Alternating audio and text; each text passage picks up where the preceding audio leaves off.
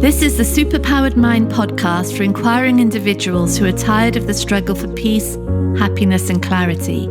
I'm Claire Diamond, ready to help you explore the principles of the mind, the self, and reality to unlock ultimate mental freedom.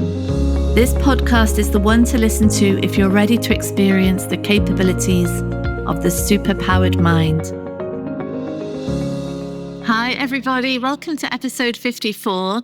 And first of all, just to say, from this month onwards, we're shifting to monthly podcast instead of weekly. After a whole year of weekly podcasts to get us up and running, we're now just going to slow the pace down a little bit and have one on the first Monday every month to make sure that they're always really useful and relevant and fresh. So the subject today for us is letting go of the outcome, which we see it everywhere. It's such a modern mantra, isn't it? Let go of the outcome, just focus on the process. And I think it gets actually very confusing, that mantra, because really, why would we let go of an outcome that is highly achievable and highly beneficial either to others or to the world? That's what this world of form is made of, isn't it? It's made of outcomes expertly executed, brought about into the world. I think of the surgeon who operated on my sister over 20 years ago, gave her a heart and lung transplant. And I remember shaking his hand afterwards, knowing that he had literally saved her life. We don't want him to let go of the outcome of doing the best possible operation. He saved countless lives, that surgeon. We don't want the water companies to let go of the outcome of supplying us with water. We really value outcomes. Outcomes are vital for the world to function. And when we talk about let go of the outcome, it can start to imply don't try, don't work hard towards it, don't put any effort in, don't stop thinking about it, don't research. I know a lot of people, once they start getting into a little bit of how the mind works and how thought creates suffering, it's almost like it starts almost to become an opt-out from effort. You know, I just turned up and let the wisdom flow through me, which is such nonsense. That's not how stuff works at all, because what is there to be said depends entirely on hard work that's done beforehand, on research, on studying, on experience, on involvement in different areas of activity. It needs to be there in order for it to come through. And the outcome helps to hone and focus how that content arrives, how that expertise is implemented. So I think it's really helpful.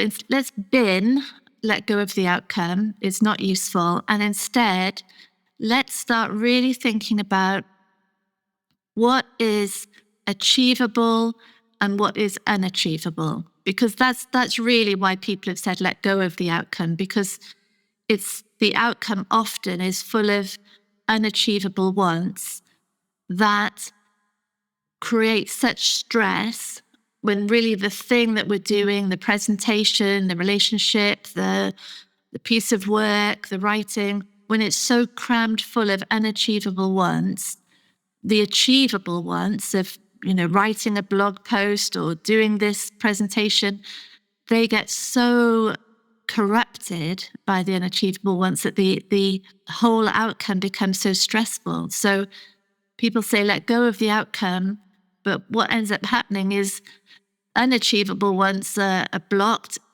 and achievable ones. So nothing happens, nothing gets done.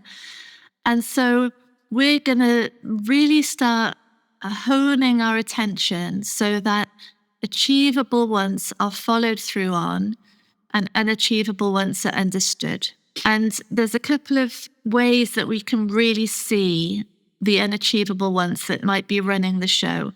And I think a nice example is quite a few years ago, I had a client who was getting married, And this client was a really, really successful business owner. She was always so beautifully dressed, so glamorous, so kind, so loving, so thoughtful, brilliant at design. And, she would, as well as running her business, she would be doing up houses and creating absolute beautiful spaces. So tuned in to colors and textures and function. And so she was planning this wedding, and she was worried that she was being too much of a perfectionist. And so, even those years ago, and I hadn't really ever thought about unachievable or achievable, once we started disentangling the things that she could do, that she could bring about, and the things that could never be brought about. And it set free that the full force of her expertise and brilliance and unique talent into this wedding. And I went to the wedding, and it was just extraordinary, so thoughtful, so beautiful, and all of it was achievable. And I think, we can use that as a nice example, I think, of this is not about exiting from the world. It's not about giving up on stuff. This is about going full in with everything that we've got, that we can do, to see along the way what is possible and what is never going to be achieved, no matter how hard we work. And so, a few examples. When we think about what we want to do, what the outcome is, the number one thing is the I both the subject and the object? So the example with the wedding could be, I want to create a beautiful wedding so that everyone thinks I'm amazing. Could be that.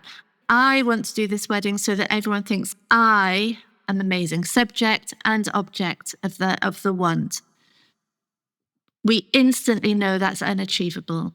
That's like a straight away revelation. That's not going to happen. And the harder we try, the further away that want is going to get. So that's the starting point. Another one is, if we're aiming to secure the experience of being through this one. So I'll be happy when I have this promotion. I'll be peaceful if I know he's in love with me. Again, completely unachievable. So the promotion could be an achievable outcome. A relationship could be achievable outcome. Guaranteeing happiness or peace, completely unachievable. Do you see? So we can go full into the relationship, full into the promotion, but on the basis that they are what they are, and they're not going to secure an experience of being. Another interesting one is that it's impossible to pin down the outcome. So if we say something like, I really want world peace. What is world peace? What does it actually mean? We can say, I don't know. I just really want it. I really want it. It's completely unachievable outcome because we can't define it. We don't know what it will look like if it's there. We don't know what actions to take towards it. These outcomes that are impossible to pin down allow the mind to rest in child mode, fully resistant, fully dissatisfied, but not able to take any action because it's not known what actually the outcome is. Another one would be aiming to control someone's thoughts about us. So, for example, I want to throw this great party so that everyone thinks I'm really generous. No. Again, we can't, that's not an achievable outcome in any way. The party, we could go all out to create a party, and the outcome will just be a party. It won't in any way control what people think about us. Another good one is when the outcome is trying to control someone else's behavior so that we feel better. I want her to stop drinking, and then I'll be peaceful. Then I'll be happy. Again, she, in this context, is a pawn, really, in our mind's attempt to find wholeness, to find freedom. And any actions towards her are only really for us. That has nothing to do with her drinking, with her well-being, nothing. It's only about us. And because of that confusion in our minds, when it looks like we only care about her, the whole thing becomes so complicated.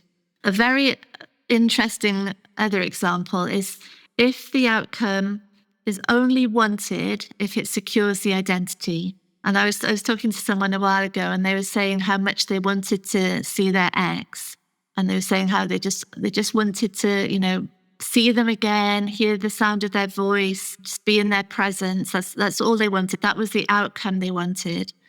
And I said, if that lovely voice of theirs is saying, oh, I'm in love with someone else, I'm engaged to this person's the love of my life, would you still want to hear that lovely voice?